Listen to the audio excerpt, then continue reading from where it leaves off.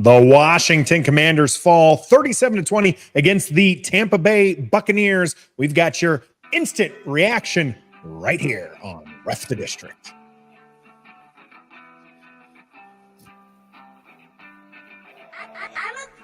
Greetings and salutations and welcome to Ref the District. I'm not alone. I do have Stoner and Trev here joining me on our first live instant reaction. No play-by-play from us today. The timing didn't really work out. Lots going on in our lives. We will try to bring those back sometime this season, but something that we do want to do this season is bring you live instant reactions because we love when you, our viewer, get to join the conversation. Unfortunately, it's not celebratory here on Ref the District today. No onesie, just rocking a regular Washington shirt and not one of the onesies. And kind of disappointed. I mean, I know I picked Washington to win, and I was a little bullish on our team, kind of making an upset, but it didn't seem like much has changed from last season, despite 61% turnover, new head coach, new QB. Things, Trev, just kind of seemed the same. Oh, for sure, 100%. If Jaden Daniels wasn't the quarterback, it would have been 37-0 probably. Thank God Jaden Daniels is the quarterback because if I walked away with one positive, it was Jaden Daniels has room for improvement. He's not great, but I didn't hate him. I mean, all you heard all summer long was fast, violent, physical defense. I know we turned the roster over 61% of it, but these guys have all played NFL games. They've all played football games before. Doesn't matter where you play, who coaches. If you can't tackle, you shouldn't be able to play defense in football. Sorry. You can only do so much coaching and tackling. You can only do so much of telling your players where to be, turn your head around and find the ball in the air if you're a cornerback. Make a tackle, Bobby Wagner. Don't rush the edge to the outside, leaving gaping holes in the middle. You want to set the edge. You want to set it, not expand the edge to where there is no edge. It looks way similar in the past several years here in Washington. I know it's week one. I'm not expecting to go out and blow out anybody, but can we at least look like we're ready to play some football? I mean, all summer long, what'd you hear? Energy's great. Chemistry's great. Energy's up. Do hard with good people. Recalibrating.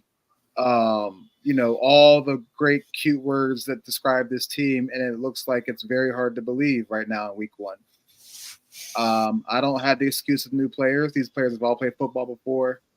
No excuse. If you don't know the fundamentals by now and this late in your career, early in your career, then what are you even doing?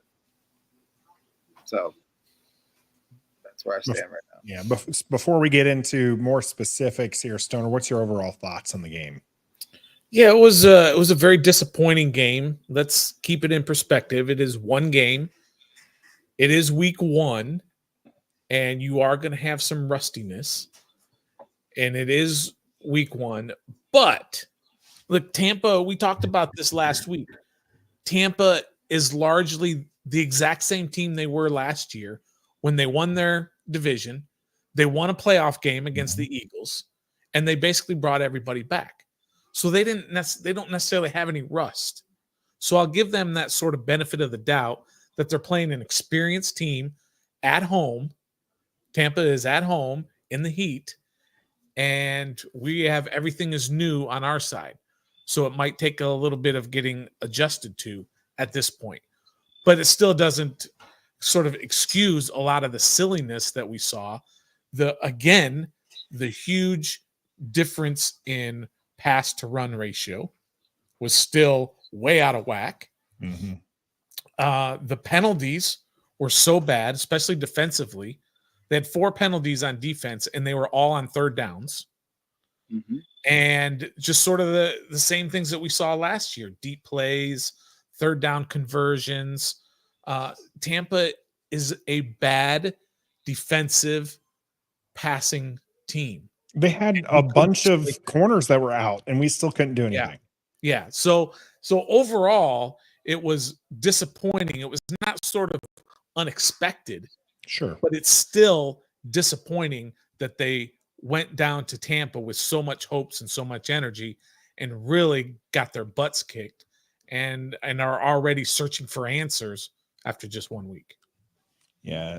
Overall, not the game that I think we wanted, but we did want, like I said, to do this live because we got so many people joining us here. We got JD, the Dubs family, Ray, Jesse, Matt, JC, Chris is also here. Mike, we got TJ, Armand, everybody in here. Command the room. We appreciate everybody joining us live. We are going to get to a lot of those comments in here. We want to keep this somewhat structured. So I'm going to do this way, and let me know if you guys, both Stoner and Trev, or our listeners, would like the structure to change. Structure just helps the flow of the content we provide you. I'm going to do it by offense, defense, special teams, coaches. Okay. And then we can also get into play of the games. Then we can pick players in the game and all that kind of stuff after that. But let's start off with the offense here. Jaden Daniels, 2 rushing touchdowns. He did not break 100 yards on the ground, but he had a very successful day running with 88 yards on 16 carries, 17 of 24. Doesn't sound too bad, but only for 184 yards, no touchdowns, no interceptions. Did take 2 sacks today. But overall, debut game, where do you guys stand? First with Jaden Daniels, we'll get to the rest of the offense here. We'll start with you, Stoner, on your guy. This is somebody you've been beating the drum for from day one when Washington was on the clock. I'm going to morph into coaching just a little bit, but I thought the coaching did him a disservice because it did seem that there were a lot more deep drops than we were watching in preseason. First play of the game was a quick pass to Brian Robinson that was behind him. The timing was off, whatever, and that was smart. But it seemed like a lot of the plays were deeper drops that he was going to stand back there and look for somebody. Receivers were not getting separation, and therefore he was taken off quite a bit. That's what he can do. That's what you need from a quarterback in the NFL, is the guy who can step back, and if the receivers are not getting open, then he can make a play with his legs. And he did that very, very well. Thought he was a little inconsistent with his throws, and I thought his decision-making was not as good as we've seen in the preseason and throughout really training camp, where his decision-making has been so good. So I called it an uneven day, but not bad because of what he did with his legs. Look, when Washington gets within 5 yards of the end zone, it's over. They're going to score because of his ability to run the ball or the threat of running the ball. So I think Jaden Daniels himself had a fairly uneven day, but it was still a positive day. He didn't turn the ball over. He could have. He did fumble at once on a sack. But I would just say there was some steps that I liked, but he's obviously got to get better. One thing that I'll say before giving it to Trev is that he did seem to try to protect himself, often getting down before taking the big hit. Now, that being said, Trev, his helmet got knocked off twice. One of them calling back a touchdown, which meant that they had to continue putting him in harm's way. Mm-hmm. Is Jaden Daniels going to find himself in a world of hurt, literally world of hurt, if he keeps exposing himself like this? The key word in that sentence is if. If he does do that, then yes. But hopefully he's going to watch tape and talk to the coaches and get that corrected from here on out. I mean, he is a rookie. You know, he just wants to win. He wants to score by any means necessary. So you like to see that out of your quarterback. But the helmet thing is an issue. It came off twice. Maybe he needs a bigger helmet or a smaller helmet or just I don't know what it is, but it's an issue. So, yes, if he keeps that up, he will put himself in a world of hurt. I'd give Jaden Daniels a C, C-. His first half was better than the second half. The first half, he showed the magic in his legs that he has to evade the pressure and get out of harm's way and go for positive yards, which you like to see. But that comment that you just posted up, the rest of the game, he's playing hero ball with his legs. Mm-hmm. I don't know if he just couldn't read the defense as well as he's been talked about, or Tampa's defense just locked our receivers up to where he had to make the play with his legs a lot. There were a couple of times, or actually more than a couple of times, there were a few times it looked like he was hesitant to make his first read and go with his instinct. He held onto the ball a little bit, causing it to dump off. You saw, I think, one time he didn't want to dump off to Austin Eckler, but nothing was open downfield, so he just like kind of threw it to Austin, like, "Here, you take it." Yeah, he was very. Eckler kept looking, and he's just like, "Give it to Yeah. me, give it to me." I mean, this game is lost. Just dump it off to me. I'll run for 15 yards. And Jaden Daniels kept looking deep. He was like, "Someone's gonna get open." Finally, pitches it to Eckler, who does get a first down. I think they should not call a screen to the halfback as the first play of the game. We saw the same mishap in the preseason game against Miami. That for the screen outright, he threw it over B-Rob's head. This time he threw it behind B-Rob's head. So it's not a very good play call decision on that one for the coaches, but also he's got to make that throw. He played like a rookie today, ups and downs. He's a roller coaster. I'm not giving up on him. I see the potential he can be with this team and with himself as an NFL franchise quarterback, but he wasn't anything remotely close to what Cliff Kingsbury and the other beat reports were saying coming out of camp, is what they saw, which I know makes sense because we were going up against the same sorry defense that was played today every day in camp. So of course it's going to make any quarterback back there probably look like Tom Brady. I bet all three of us could look like Tom Brady back there playing against this defense in camp. So not giving up on him yet. I give him a C, ups and downs. He's a rookie. See what happens. Yeah, Ethan here naming a couple of the beat reporters making good points here. It's going to be a lot like Lamar Jackson this week, where he could see that no one was open and was running instead of throwing it or taking a sack because he's athletic. A lot of that's that hero ball that Trev mentioned and one of our commenters mentioned earlier. He did. It seemed like he was very quick to run because he could pick up yards. And I've said this over and over again, and I will continue to say it. I don't care if the yards come in the air or on the ground, as long as he stays healthy and we're getting first downs. That's good. That's fine. Yeah. I do want him to progress as a passer, though. And there were a few here. I'm interested to go back and look through this game and see if this was really the case. But I want to see whether or not he was running too early. Did he pull it too quickly? If he would have just let the play develop a little bit longer, would that have been the better decision? So those are the kinds of things that I'm going to be looking on the second pass here. One of the things that we're going to kind of bleed in a little bit, Stoner, like you did earlier on the coach's side here. And we had a couple comments here from Armand. JD was making reads. He didn't have a lot of options. Cliff has to scheme our wide receivers open. The Bucs did that, right? They schemed people open. And then Merle should have played Brandon Coleman more. Running looked better with him in. You mentioned, Stoner, the pass and run ratio wasn't great. It was 24 passes to technically 30 runs. Now, not all of those runs were designed, and so that's where we'll have to go back to see what was actually called a pass play, and Jaden Daniels was scrambling, and which of these 16 runs of his were designed runs. Now, that does lean heavy into the run, but were you expecting different this game from Cliff Kingsbury? I absolutely was. Especially when I looked at the inactives at the beginning of the game, and we had all four tight ends were active in this game, right? So that to me said that this team was going to try to establish the run. And Cliff Kingsbury has shown that he likes to run the ball in the NFL. He did that in Arizona when he was head coach and offensive coordinator. So I expected to just see a lot of running. And it just wasn't there. They just absolutely refused to run the ball. And it felt very similar to last year, as we talked about with Eric Bieniemy calling the plays. And yeah, you can look at it and say he had 24 passes attempts and 30 rushes. But at one point, I had 10 of those were scrambles. So add 10 dropbacks. Now you're at 34. 34 subtract 10 rushes. Now you're at 20. That's a 34 to 20. That's not a good ratio for an NFL team if you want to be successful, especially with a rookie quarterback playing his first game on the road. That's just not a good way to get your rookie acclimated to the NFL and the game speed and all that by just having him drop back all the time. Now, I will say, Trev, this Bucs team was a good running defense team last year. And this year, outside of Jaden Daniels so far, they really did clamp down. Brian Robinson Jr. not finding a lot of room there on the ground. 12 rushes for 40 yards. 12 rushes for 40 yards.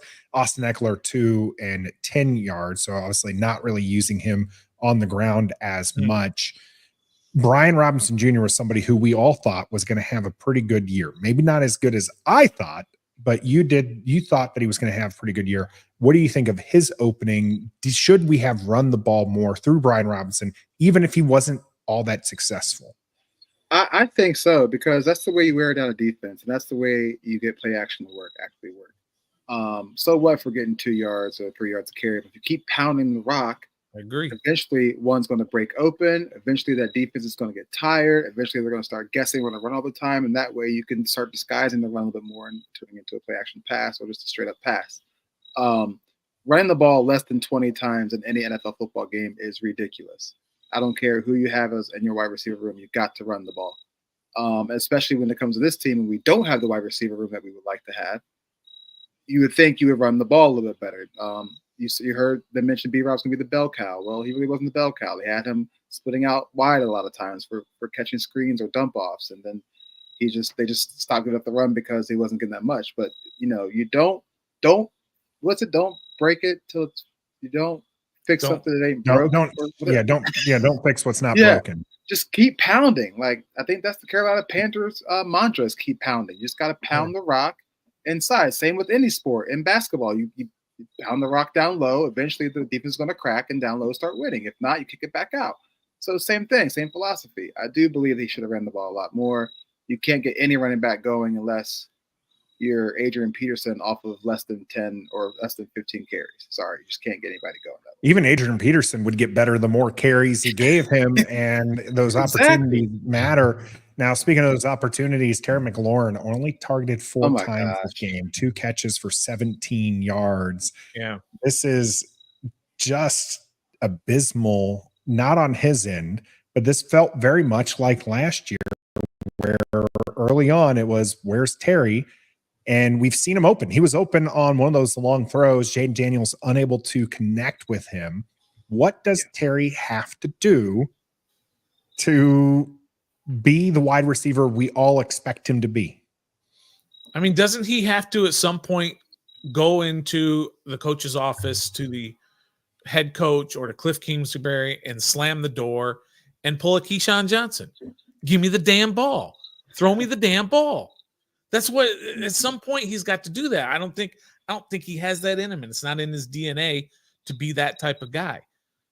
But that's what he's got to do at some point because he is open. Now we can't see what he's doing on every single drop back if he is open, but we can see that he was wide open on that streak down the sideline. And you have to figure with a bad Bucs D and with a couple of corners out of the game already on a bad D, then obviously he's got to be out there cooking. So we last year we said just draw up a play and throw it to Terry. And then the next time, draw up a play and throw it to Terry. Just keep doing it, just like you want to do with running the ball, like Trev was saying. Even if you're not super successful, you got to have at least the threat of the run. You at least got to have the threat of Terry McLaurin that you're going to throw him the ball. Yeah, and command the room here. It's hard to run the ball when you're behind. This game wasn't out of hand until much later in the game. This was still a very close game. Obviously, a couple missed field goals made this gap a little bit larger than it should have been. But this wasn't like Washington was playing from 14 down from the start and you couldn't see the run game. They started the second half only down 16-7. I mean, you should be able to run with that. And you didn't. Even going to the fourth quarter, you still only have that same 9-point game. And so it wasn't like this game got out of hand early and you couldn't run. Command the room. I didn't see Terry in motion once. I think I did. I did see him in motion a couple of times. Ian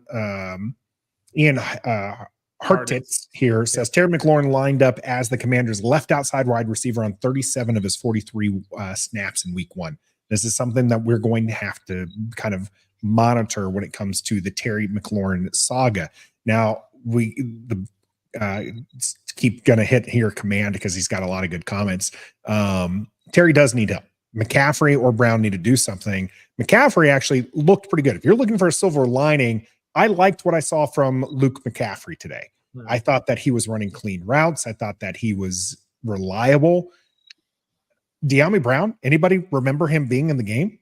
I don't even know. If zero targets for De'Ami Brown, the preseason hero, the one who made it so easy to get rid of Jahan Dotson.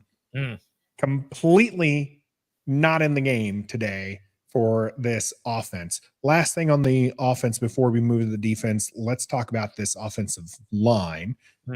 We did see 2 sacks today on Jaden Daniels, and there were a couple more QB hits to go with that. Do you think that this offensive line held its own, and should we see more of Brandon Coleman, as one of the comments mentioned earlier? The offensive line did not hold its own, and yes, we should see Brandon Coleman more than Trent Scott and Cornelius Lucas combined moving forward. I think that will happen. It's just weird to me. It doesn't matter who we get on this offensive line in free agency, via trade, any kind of way. It's the same MO. Just let the people run through. They were slow reacting. They look a bit confused. Jaden probably couldn't hit Terry or anybody else downfield because he was worrying about saving his own life. I kind of want to harp on the Terry McLaurin thing. Yes, we know he's a really good receiver, but does he really get that separation that we expect him to get? And he was wide open on that deep one. Yeah, on that deep one, he was wide open. But before that, maybe he wasn't open. That's why Jaden wouldn't hit him. I mean, Jaden was hitting him all during camp. Jaden likes him. Terry likes Jaden, but maybe he just doesn't do the things that we expect him to do to make him a top NFL 100 player or a top 10 wide receiver, as you guys like to claim he is. Not saying he's a slouch, but just saying he can't go deep every play. It's not his game. He's not a go around. Take the Terry hate, Trev. It's not Terry. I'm just being realistic. Like, we can't keep putting Terry on a pedestal when he hasn't done anything. But it gets harder and harder when we've seen the big excuse for Terry, right, is the rotating QBs, the different offenses, offense. And he's our best wide receiver. You eventually can't make that excuse. Yeah. If he's our best wide receiver, it doesn't take long for the defense to recognize that. So after he's clamped down, who do we have left? We don't have another threat in this wide receiving room that can pose any type of threat other than Terry McLaurin. So if he's locked down, we're doomed in the passing game. Yeah. So but back to the offensive line, man. It's atrocious. I know they've got a long way to go to get some continuity down, but it looks the same as it did last year, just gaping holes, not giving the quarterback or the receivers a chance to run their routes, or Jaden to make his dropbacks. It's just bad all around. Bad football. I'll push back a little bit on the offensive line. I'm with TJ, who said that it wasn't bad, but it wasn't good either. I didn't think it was terrible, the offensive line, but I didn't think they were great either. I did notice that Jaden seemed to get out of that pocket a little bit too early on a couple of those runs, but I mean, it's effective, so it's hard to complain. But he is leaving because the line is getting pushed back a little bit. I mean, the one time he got stepped on by his offensive lineman was Cosme, because Cosme got pushed back into him. And that was just on a quick little dump out to the flat to Eckler. And so it was a pretty quick play. But I just don't think that – I mean, I hate to do it. I hate to keep going back to the game plan, but they just had him dropping back too many times and dropping back in 5 and 7 step drops. Where was the quick pass game that they had in all preseason long? I just didn't see it. But I just didn't think the offensive line was terrible. I didn't think they were the reason that the offense had trouble in this game, but they weren't great either. Yeah. So it's hard to sort of gauge how they really played.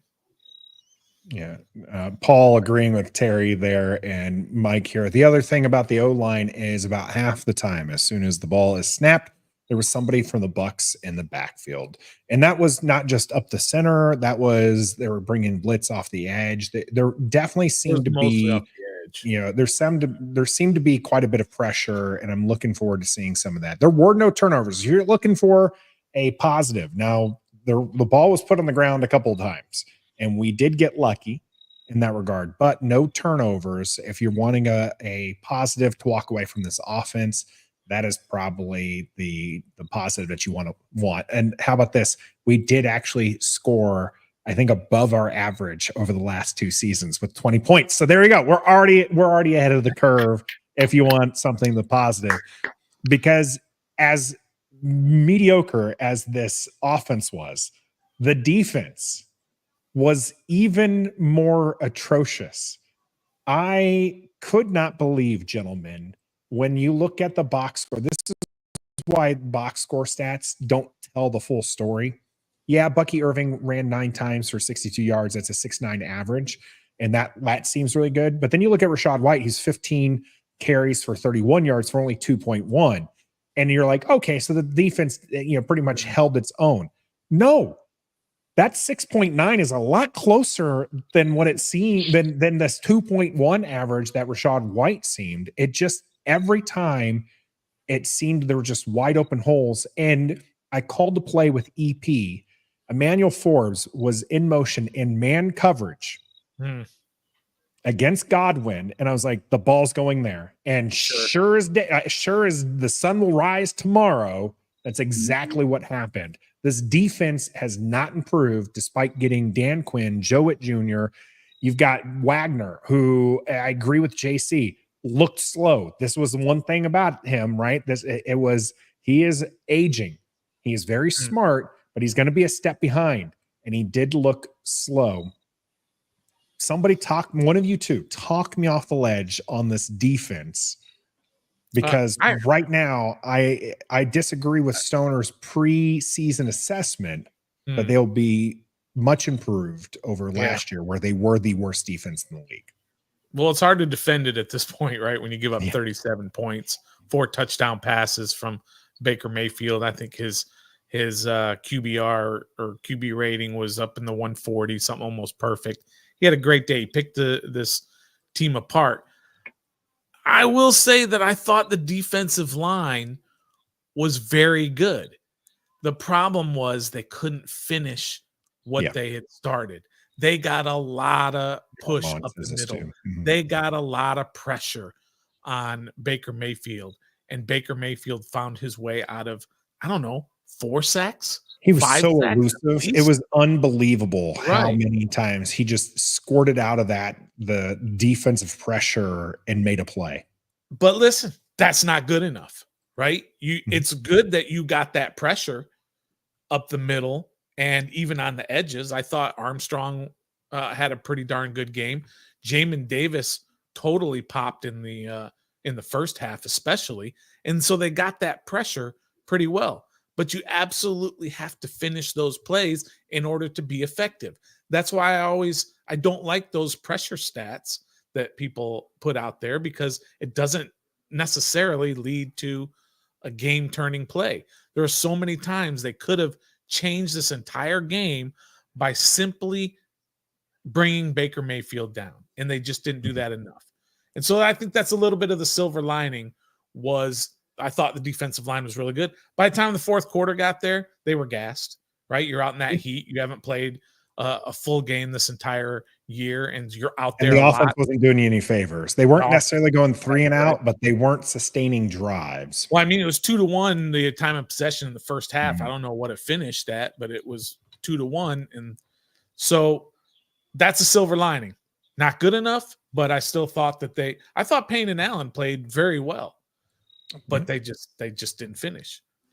Well, Mike Lee and several others here, Trev, maybe not so high on Jonathan Allen as Stoner is. Mike Lee here, I'm already ready to trade Jonathan Allen for the future.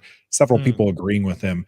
Trev, what did you think of that interior defensive line? Because this is supposed to be the strength of this defense. I agree with Stoner. We got pressure up the middle on the quarterback. We just couldn't finish. And those pressure stats mean nothing if you don't finish the play. It felt like they were relying on other people to finish the play once they got home. They looked a little out of shape once they got home. I know we extended Deron Payne. I kind of questioning that right now. Those players are getting old too. This is Jonathan Allen's almost 10th year in the league. Sure. So the pressure was nice, but it just was not enough. Our edge didn't finish the job of what the interior started. The linebacking group was all kind of out of shape and out of sorts. Frankie Louvu was flying everywhere but towards the ball, I believe it looked like. Bobby Wagner looked like he was just questioning, why did I come to Washington, or why am I still playing for my 30,000th year in the league? I didn't see any other linebackers rotate in pretty much in place of those guys. So they were probably gassed by the third quarter. Yeah, but just are we speaking defensive line still or total defense?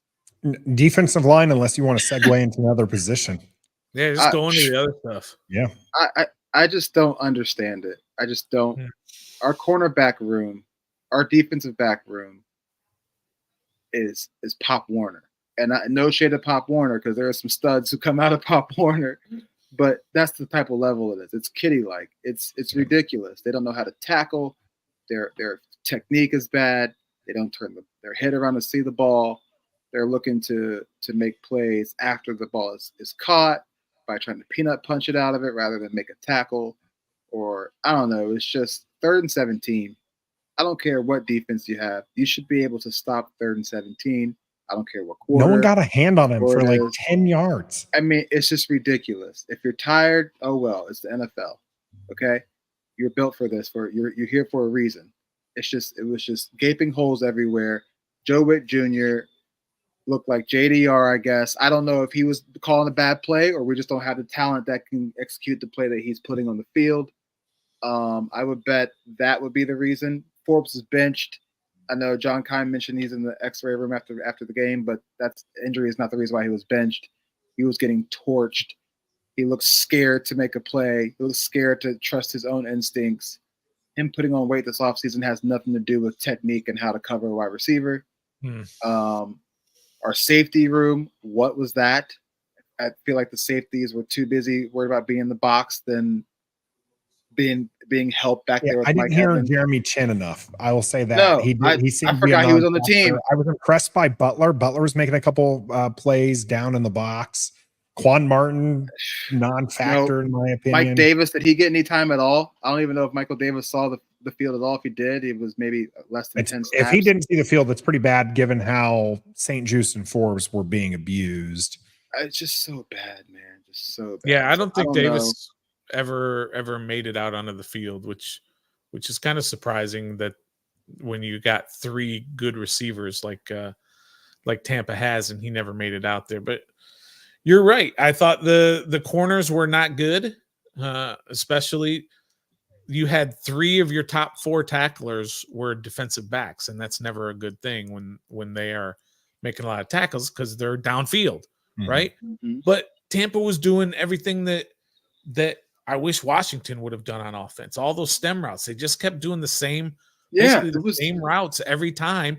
And when you've got Benjamin St. Just playing 8 yards off the ball, and the receiver does a 6 or 7 yard out, it's easy pickings. Yep. And it's pretty easy football if you ask me. When you see a guy like that, fine, I'll run a 7 yard out and I'll get a completion. And then we'll go and we'll run the ball for 3 yards. And if we don't, well, we're 9 of 13 on 3rd down conversions, which is what Tampa did.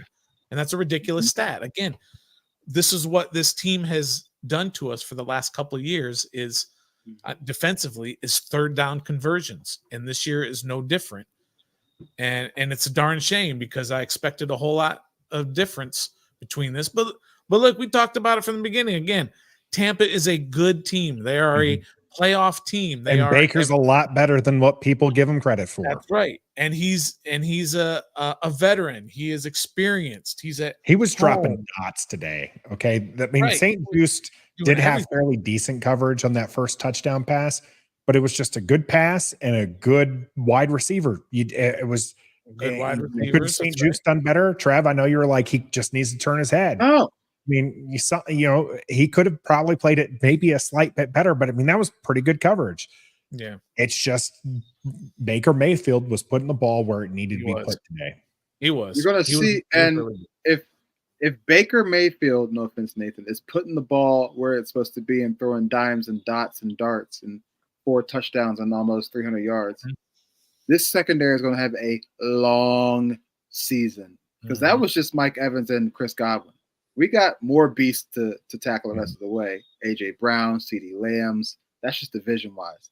We got to go see Jamar Chase. I think we see them. We see Amari Cooper. Like, it's just not going to be pretty. And Mike Sanistrill shined all in camp, but he looked like a complete rookie today. Missing tackles. Yeah. The secondary looked confused. We heard all offseason I think you'll hear from the secondary communication. Well, you got to know what the play is going on in order to communicate right. And I didn't. Okay, made the Pro Bowl. Cool. That's whatever. But let's be honest. He's on his 4th team in how many years? It's Baker Mayfield. Okay, that's not. Baker Mayfield's better than you. No, don't. I'm not going to take. I'm doing trash. You already trashed Terry. I'm doing We're not going to trash Baker as well. I'm doing it. Not going to do it. JG, I shared this comment earlier. I'm going to read it now because this is kind of going into this where you said, Trev, how much of this is just a lack of chemistry? It's the first game after all. This is something that I hope to see improve. I don't think anyone needs to jump ship after one. And we are kind of being a little critical right now of the team because they didn't play well. Okay. There's no other way to say it. They lost 37-20 and that game wasn't even that close, right? It was actually 37-13 or 14 rather. Yeah. Right. So like if this wasn't a close game. Yeah. And I think so trying to find positives out of it. Absolutely. I want to try to find positives out of it. I said Percy Butler looked a lot better than I thought he would. He did. The fact that he was in there and he was making plays is important because you need this too. Remember, Joe Witt Jr. talked about it before. He said, this isn't about 11 guys. This is about 18 or 19 guys. And so we're going to see a rotation. And we saw Jonathan Allen and Deron Payne be disruptive. Not finishing, but being disruptive. If they can get that finish, the pass rush isn't there. It's not efficient enough. And when the pass rush isn't there, the corners are going to suffer. Okay. Stoner, you talk about this all the time, right? It's impossible to cover an NFL wide receiver for longer than 3 seconds consistently. It's just not something that can be done. And so those pressures need to turn into sacks or be more disruptive than chasing somebody out of the pocket, because you saw it today with Baker's sidearm. These QBs can throw the ball on the run. They're all done it. Absolutely, you better put some respect on former first overall pick Baker Mayfield. 100%. I mean, he threw for 4,000 yards last year and almost 30 touchdowns. Yeah, he's an above average quarterback at this point in his career. I'm going to go back to saying this. He's Kirk Cousins. We need a somewhat of a stud corner to at least make the cornerback absolutely scary. And I'm going to read some stats right here from somebody that we missed on the draft, Christian Gonzalez. Okay? Compared to Emmanuel Forbes. Since his rookie year, A.J. Brown, 19 routes, he allowed 4 catches. Devontae Smith, 11 routes, 2 catches. Tyreek Hill, 17 routes, no catches. Jalen Waddle, 4 routes, 1 catch. Garrett Wilson, 23 routes, 3 catches. And then today against Jamar Chase, 3 catches, 14 yards. Yeah. Okay. Our cornerback room doesn't scare anybody. You can turn on the tape from last year before that, and this year. It doesn't scare anybody. So we get the pressure up front that we get from Payne and Allen. That's cool. We might be able to pass rush a little bit with Khalil Farrell and Dorrance Armstrong. Great. It doesn't matter. The receivers are still going to catch the ball and make plays. So our cornerbacks have to step up. I don't know. I'm going to go back to the coaching or it's the talent. We just don't have good cornerbacks, hands down, period. Yeah. Yep. And that was what we were worried about coming into the entire season was the cornerback room. And we were also worried about the offensive line. And those two basically showed themselves today and why this game ended up the way it is. So, yeah, we can all give them the excuses all we want about how this is a rebuild and you can't just do it all at once. That's fine. But right now, it stinks and it shows. And when you got 30 some odd million still sitting out there, not being paid to anyone and having that much room and having draft picks that aren't necessarily doing anything that you could have used in order to maybe go up in the draft and get some guys, it's all kind of glaring. And right now, look, the honeymoon's over. Week 1 and the honeymoon's over. And we're already going to start getting on Adam Peters for decisions he made or didn't make. We're going to start getting on Dan Quinn for coaching decisions that he made or didn't make, and Cliff Kingsbury.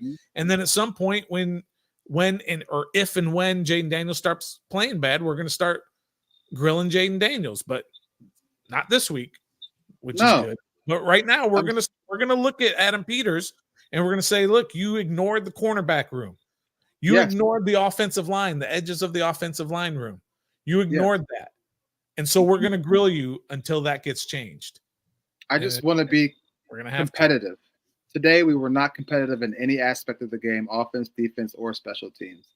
And I'll take the loss if we play our butt off and didn't make a play here or there. But we didn't make a single play today worth praising about. So yeah.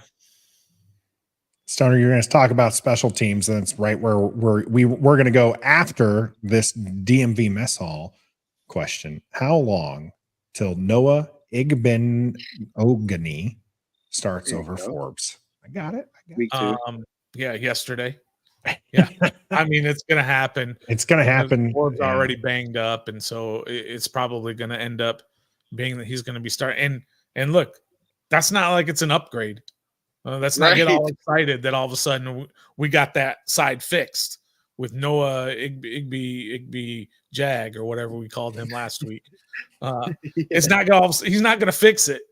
Let's not get all excited about that. That all of a sudden he's going to fix it. It's not going to get fixed. This is the man was benched. Who Dan Quinn and Joe Witt Jr. watched all preseason, training camp, offseason, and everything and said, okay, Emmanuel Forbes is the best we've got at this spot. Now we're going to put his backup in there. Yeah. And don't expect miracles. Don't even expect improvement. It's going to be more the same.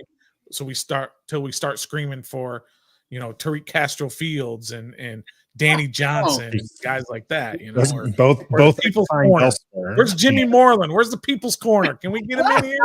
Not the people's corner. Not the people's corner. I just want one thing from the cornerback room. Okay. Can we get at least 2 guys out there that don't get targeted?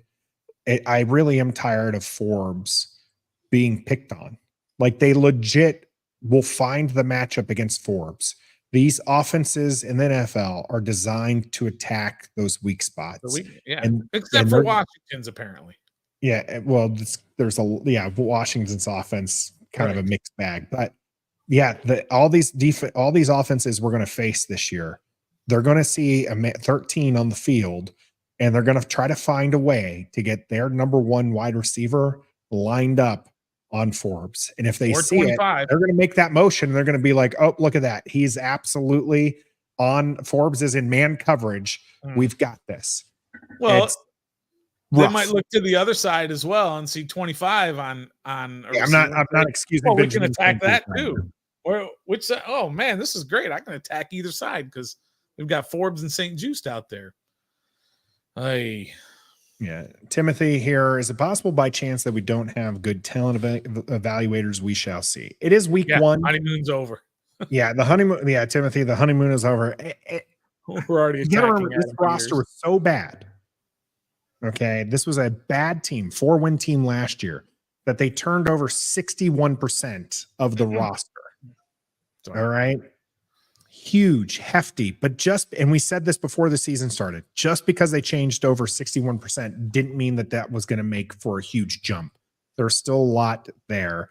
Now, one of those 61% was the kicker, and Cade York misses anything. I'm just going to say this: an NFL kicker needs to hit anything under 50 yards. That needs to be automatic. Okay, Cade York misses his first one from 47. The 56-yarder one, okay, 50-50 shot at making that, but you got to make it close. It wasn't close. Yeah. Are we going to see the kickoff out of bounds? Kickoff out of bounds. Start at the 40. Yeah. They're trying something different with that, though. I can excuse that. They're trying to, if you could get the ball to just like be a dead ball in that zone, that's a good thing. But you can't kick it out of bounds. That's never changed in the NFL. So it's frustrating that we continue to have kicking problems, even after trading a conditional 7th. How long before we've talked about how long before Forbes is benched? How long before we bring in kickers to once again have a tryout to push Cade York? I'm not even doing a bit, Nathan. I promise you, before they go to bed this evening, calls will have already been made to kickers agents to bring them in Tuesday. Sure. And that's not, I'm not even trying to, make a joke. They're 100% talking to bring in other kickers. And I thought we were overreacting with the kicker room. I thought Cade York was going to be fine, but 2 missed field goals and a kick out of bounds, that's just unacceptable in the NFL. And I'm sorry, it just is, but it's also a momentum and confidence killer in your offense. Not only is it confidence killing himself personally, but like you got your rookie quarterback, driving your team down to get in the field goal position. And you can't build on that confidence. It's deflating. It is because that reflects on the offense and then on the defense getting back out there. Like, we just got off the field. Now we have to get right back on the field where we left off because you missed a field goal. We don't have time to get our minds reset and it's just pitiful. So we are. I mentioned how it was a 16-7 game. Those 2 field goals would have made it a much more reasonable game had those 2 been made, but that's not what happened here.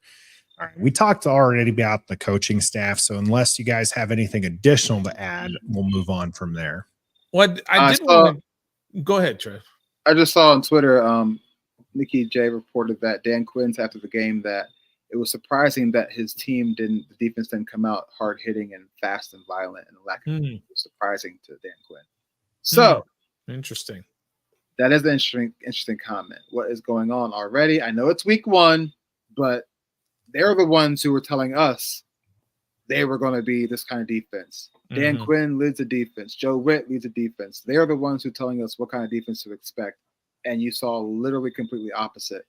So I don't know if the heat played a factor from before the snap or they just weren't into it, which is kind of weird because it's the first game of the NFL season. Every player should be jacked up and ready to go. That's surprising to me too. So back on coaching, do we have too many all-stars on the coaching staff that want to make a name for themselves?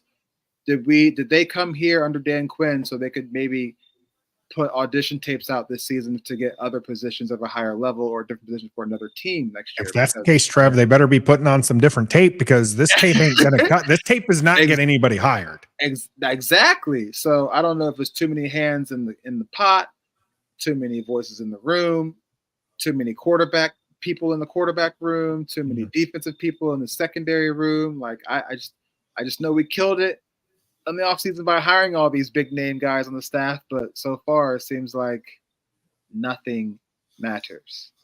Okay, so you're right. And I give the coaching for this game an absolute F. I thought the coaching was horrendous in this game.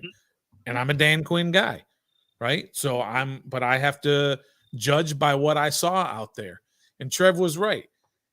It's on him if he was surprised that his team was not out there doing what he expected them to do in terms of not necessarily in their execution, but in their attitude and their fast and violent to the ball that wasn't there. But on top of that, so that's a coaching thing, right? At the end of the first half, when Tampa had the ball and they had a second down, they were in the red zone, they had a second down, and we stopped them short. We had 1 timeout left with 1:15 to go. And we didn't use the timeout there. So in case that we did stop them on 3rd down, we could get the ball back with some time left. Yep. And it was one of those plays. It was a clock management issue. And I thought we hired way too many timeouts wasted today. Way too many. Oh my gosh. That's on my list. You come out of halftime and burn a timeout 9 seconds into the second half. You waste a timeout on offense. 2 timeouts before the 2-minute warning in the first half because procedural stuff. You can't do that. You're down double digits and you decide to go for 2, but in the first half, you score to make it 23-13. You don't go for 2 to make it a 1 possession or 8-point lead instead of a 9-point. Like it's just befuddling. It was a lot of confusion. How many times did you see the offense not? Oh my gosh! Jaden Daniels telling guys to go here and go here and go. Yep. They weren't ready, and then there was one. We almost got to delay a game. Yeah, because they weren't in position, and Jaden Daniels was panic throwing people to get set so that way he can get the snap. was a 56-yard field goal attempt. Was that the right call? That No. he missed, and then You gave them the ball at the. I'm really 44 shocked that yard they line. went for it at 56 yarders. I know Cade York's longest is 58, but this dude already shanked a 47 yarder. Maybe building his confidence up to 56 yarder isn't the way to go. Maybe it's just not the way to go. And then in the fourth quarter, I didn't feel like they had the urgency when they were down. They were just kind of lollygagging through on offense. Gave up. I was like, "What's going on here? Where's the urgency? You're down 2 scores." I saw somebody put it out there, Trev. You were talking about it when they cut it to like 23-13 and they didn't go for 2. Right? They great job by the team to cut the lead to a 2-score game, and then with the extra point to keep it at a 2-score game. Exactly. You know what I mean? Like, what good is it when you're down 10 to only be down 9 instead of either 8 or 10? Because if it's 9, you're still down 2 scores. If it's 8, you're only down 1 score. You're calling quarterback run designs in the fourth quarter down almost 20 points, and you're calling quarterback design runs. So I think Cliff Kingsbury, what we didn't see this offense establish an identity. What is this offense going to be? I didn't see anything. Are we going to be a power rushing team?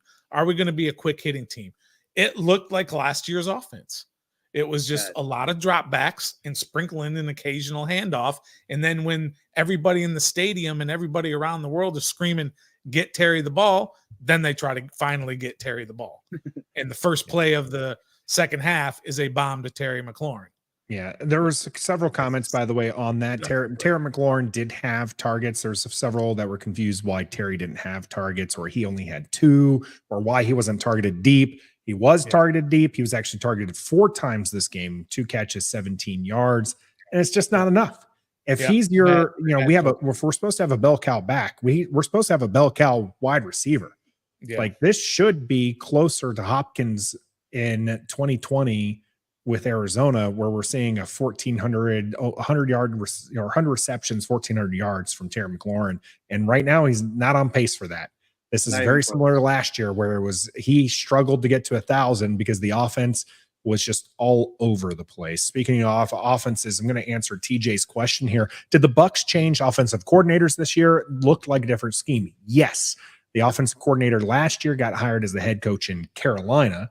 Woof. And so this is a new head offensive coordinator, and I believe coming from St. Louis, not St. Louis, Los Angeles. I always do that with the Rams. But from the Rams. So that it is more of a McVay style, kind of in that Shanahan line of offenses coming for that. Baker's going to thrive in it. Thankfully, we only have to face these guys once. Next week is supposed to be a little bit easier, but there were some things that were out of this team's control. One of them here is Jordan. What was the deal on the replay negating the ineligible man downfield penalty? This was maybe not necessarily an NFL first, but this was a bit bizarre, as the Buccaneers were called for ineligible man downfield. It negated a long play for them, and it seemed to get momentum for Washington, only to see it negated by the replay booth upstairs. Yeah. Any insight for either of you on what happened there? Because I have just a touch. I don't like that. Is that a new rule, a new thing now? It is absolutely a new thing. The NFL wants the New York replay booth center to be more involved, to be able to kind of on the fly, without stopping the flow of the game, reverse decisions that were clearly mistakes. And then, in which case this one was, for what it's worth, I know we're all burgundy and gold here, but this absolutely was the right call. It was not an ineligible man downfield. It just happened to get called that way, and it would have gone in our favor. It gets reversed, and that sucks. I get it, but it 100% was the right call. Sure. Well, how come they didn't step in and get with that Zacchaeus block in the back downfield, which he did not block him in the back. He might have barely touched him in the back, but he didn't push him in the back. And that's the only thing I'm concerned about with this. I'm sure the NFL is a $1 billion business. I'm sure there is a set a list of what they can and cannot do. So, and I don't know what that is, but it would be nice to kind of know where, rather than just all of a sudden, replay has decided to reverse a call on the field. Yeah. What? Yeah. That's never happened before. How can we get in on this deal? It was just weird. But I agree that if that's the case, that's fine. If they are correcting mistakes like that, let's find out what it is, what other things can and cannot be done to change calls on the field. That was just came out of nowhere.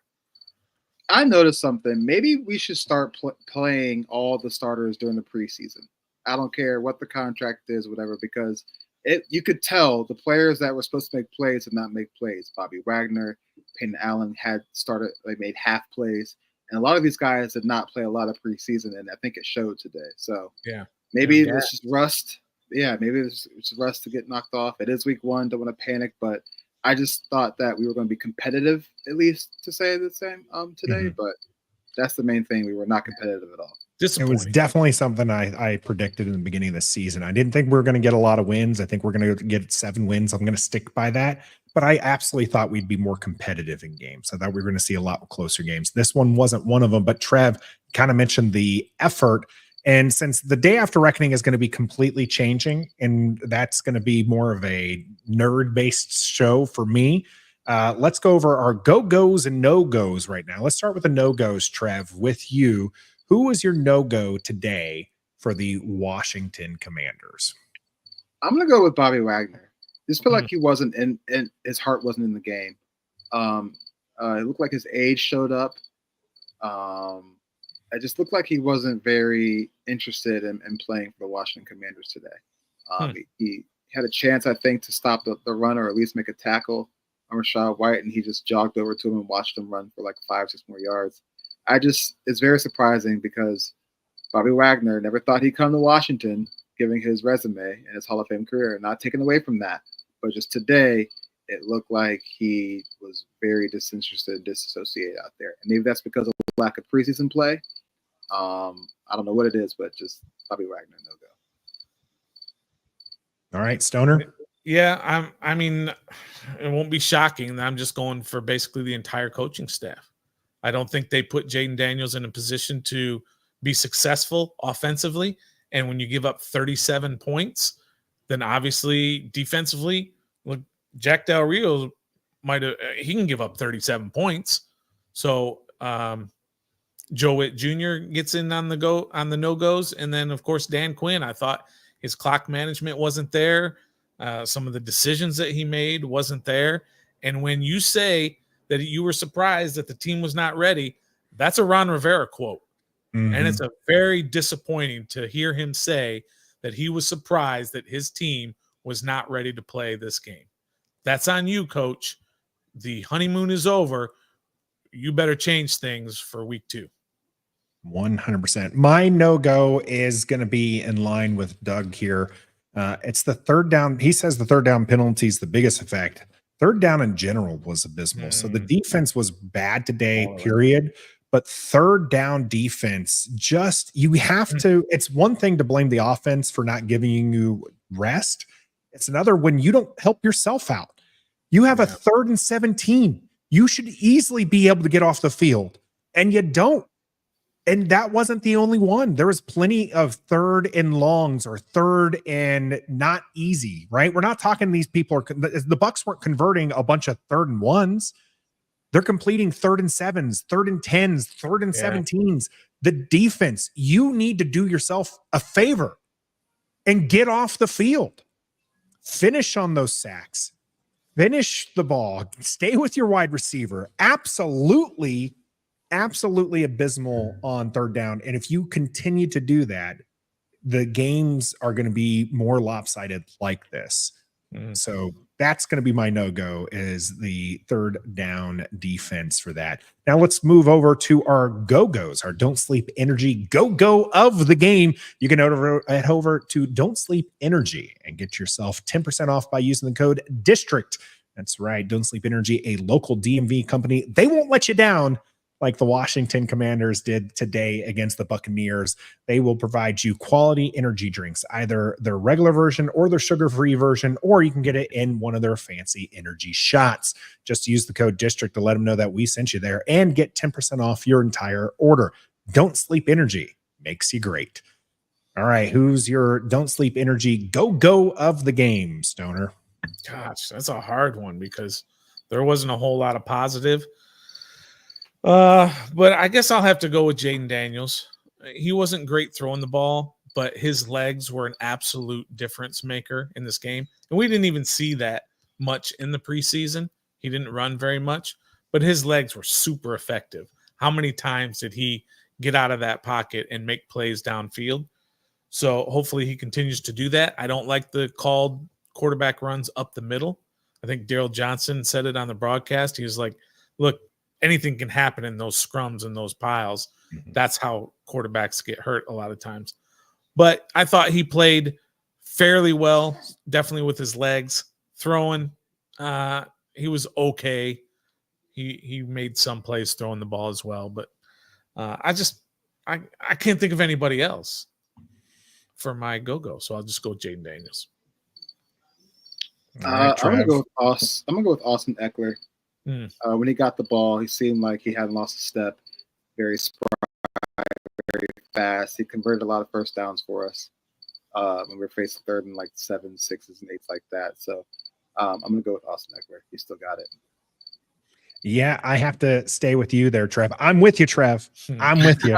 Austin Eckler was a guy that I was not as high on as you two were, or a lot of our viewers. But today he showed his worth. 4 receptions, 52 yards, 2 carries for 10 yards. Not great really in the stats book, but he just always seemed to be there, available, and giving max effort. Like he was hard to take down. I really thought that he was actually going to score when we entered the red zone. Ended up being a Brian Robinson score, I think, when we got down there from 7 yards. But Austin Eckler, much better than I was expecting. 100% I'm going to go with there. Although I do give a hat tip to a couple of the ones mentioned. Matt mentioning Luke McCaffrey, who I shouted out earlier. Percy Butler was another one I shouted out. And then JD, but maybe not JD that most people are expecting. Dominique with Jamin Davis as a go. Looked better on the line than I think we were giving him credit for. It seemed like he, before the cut, a lot of people were predicting maybe he was going to be a surprise cut. No, he was much more improved than I think that we were expecting him to be. So those will be our go-goes and no-goes of this game against the Buccaneers, losing 37-20, the Washington Commanders. Now, it is an easier way next week against the Giants. Of course, you can get all your up-to-date information if you head over to Bet Online. You could bet during the games. If you thought Jaden Daniels was going to break off 2 touchdowns today, congratulations. You would have made yourself some good money there on Bet Online. Use the code BELIEVE, BLEAV, to get yourself a bonus there on Bet Online. Once you're finished betting on the games, you can even head on over to their live casino, whether or not it's one of their poker games or one of their blackjack games or some of their slots, 150 slot games that they have available. It's all right there. Just use the code BELIEVE, BLEAV. Gents, this game didn't go the way we wanted. We will have more time to think on this, and we will be back live Wednesday at 7:30 Eastern, where you can join the conversation. We appreciate everybody coming in and joining with us here as well. And SGB, Ellison, Matt, JG, all here. Gregory as well with his ready for a nap comment. I hear you. It is getting late, and we appreciate everybody jumping on here on our first live instant reaction. We'll be back again next week on a live reaction as well. But until next time. Travis, is it the same old skins? It's the same old skins. Be a fan.